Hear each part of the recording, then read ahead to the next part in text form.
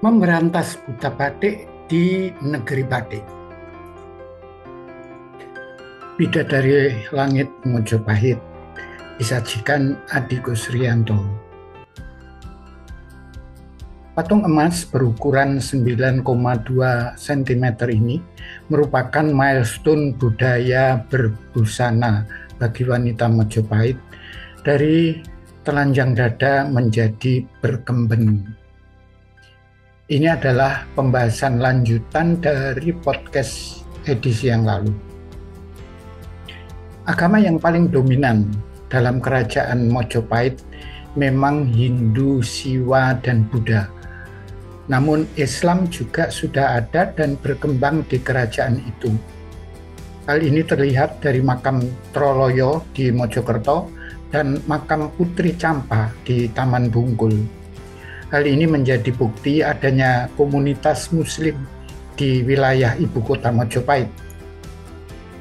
Prasasti Canggu yang ada di dalamnya terdapat sebuah penggambaran kebijakan Hayam Wuruk kepada komunitas di masyarakat Desa Jeruk, Bungkul, dan Surabaya untuk menjalankan ibadahnya sendiri. Ibadah yang dilakukan komunitas itu adalah ibadah 5 waktu yang menggambarkan identitas Islam.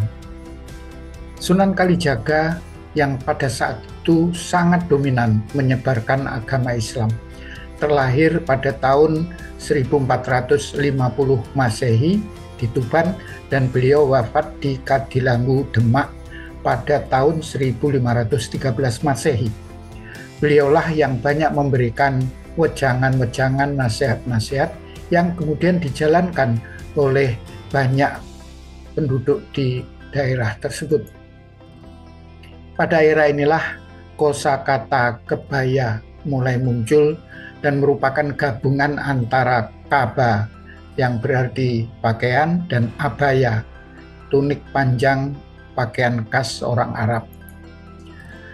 Dakwah Sunan Kalijaga mengenai tatanan berbusana wanita yang harus menutup aurat merupakan salah satu nasihat yang mulai dijalankan dengan meninggalkan tradisi telanjang dada menjadi sedikit demi sedikit menutup aurat.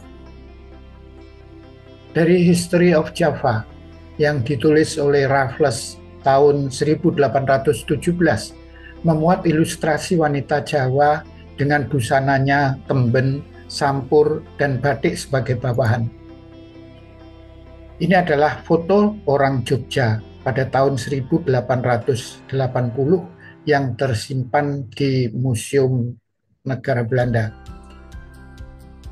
Mengikuti pola ilmu visual antropologi, saya sajikan beberapa informasi visual mengenai foto maupun gambar busana wanita setelah era Mataram Islam maupun beberapa gambaran busana wanita di luar Jawa. Demikian juga Asia sejak abad ke-16. Foto orang Maluku tahun 1921. Mereka masih menutup dadanya dengan cara menutup menggunakan semacam selendang. Orang Makassar pada foto tahun 1921. Perhatikan dua wanita, ibu dan putrinya ini, mereka telah menggunakan pakaian sebagai penutup atas. 3 gadis Jawa pada awal tahun 1900-an dari Tropen Museum di Belanda. Foto petani kakao atau coklat di Sumatera pada zaman kolonial. Tidak ada keterangan dengan jelas foto ini dibuat tepatnya pada tahun berapa. 3 orang wanita di Buleleng, Bali pada tahun 1838. Sebagian dari mereka sudah mulai menutup dada dengan kemben walaupun sebagian lain masih belum. Kita melihat 2 wanita yang lain walaupun dia mengenakan kain itu hanya disampirkan di pundaknya. 2 perempuan Dayak Kenya menumbuk makanan di sebuah kampung di Kalimantan. Foto ini dibuat antara tahun 1900 hingga 1912 koleksi Trapen Museum. Ini adalah gambar dari pakaian wanita Nias Utara yang dilukis oleh Ries, dan karya ini diterbitkan pada tahun 1866. Pakaian wanita Nias Selatan tahun 1936 terdiri dari 12 elemen. Kurang dari 1 abad selisih antara gambar wanita yang masih sangat telanjang tadi dengan foto ini, terlihat sudah begitu banyak sekali perkembangan pengaruh yang diterima oleh wanita di Nias, sehingga mereka menggunakan pakaian yang jauh lebih tertutup. Foto yang diambil tahun 1905 di Pulau Hinako, sebuah pulau kecil di dekat Nias, menggambarkan sekelompok wanita tengah menari-nari dalam sebuah acara pernikahan. Perhatikan bagaimana pakaian mereka yang sudah sangat tertutup dan lengkap. Sebaliknya, ini adalah foto penari Jawa yang diambil tahun 1900-an. Potret wanita bangsawan Jawa pada abad ke-18. Perhatikan wanita yang menjadi pusat perhatian di sini kelihatan menggunakan kemben. Ini adalah situasi sebelum era R.A. Kartini. Sebagai penutup rangkaian ini adalah foto dari Pakubuwono dan Ratu Mas, permaisurinya pada tahun 1920. Ratu Mas di sini di dalam mengenakan pakaian formalnya mendampingi raja masih menggunakan kemben. Kita beralih ke kawasan Asia. Foto ini adalah foto bidadari dari candi di Uttar Pradesh, India pada abad ke-12. Pada abad ke-16 di India, menggambarkan sebuah lukisan seorang wanita India yang terlihat telanjang tetapi menggunakan kain panjang yang dibebatkan. Awalnya berbentuk semacam selendang, tetapi kemudian berkembang menjadi penutup di seluruh tubuh hingga menjadi sari sebagaimana yang kita kenal saat ini. Foto seorang wanita dari Burma pada abad ke-19 era Yadanapon. Burma adalah Myanmar saat ini. Ini foto wanita dari Khmer atau Kamboja saat ini. Diambil pada tahun 1800-an. Saat itu wanita Khmer masih menggunakan kain dalam bentuk selendang untuk membebat bagian atas tubuhnya. Gambar lain dari wanita Khmer di tahun 1900. Bagaimana pakaian wanita yang bagian atasnya merupakan selendang. Selendang inilah sebagai penutup utama tubuh bagian atas yang dihias sedemikian rupa. Pakaian Khmer di zaman sekarang, busana khas ini disebut samot.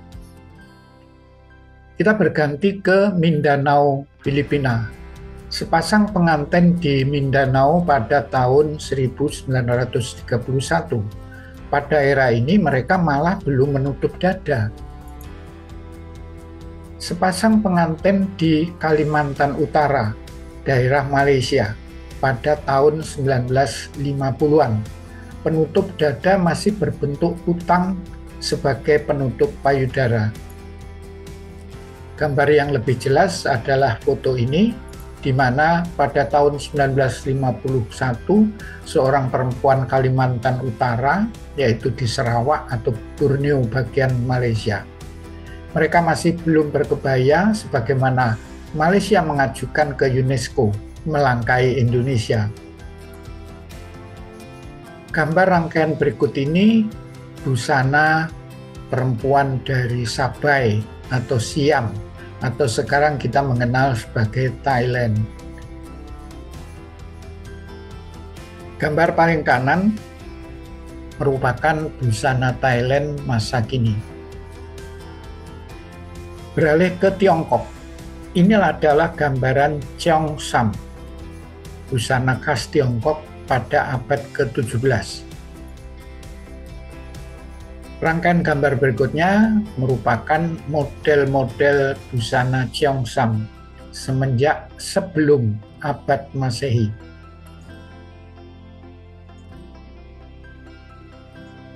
Dan ini adalah Cheongsam atau kata lainnya adalah Qipao dari periode 1821 hingga 1949 ketika Tiongkok telah berubah menjadi berbentuk republik. Gambar detail pada model terbaru dari Qipao atau Cheongsam seperti ini.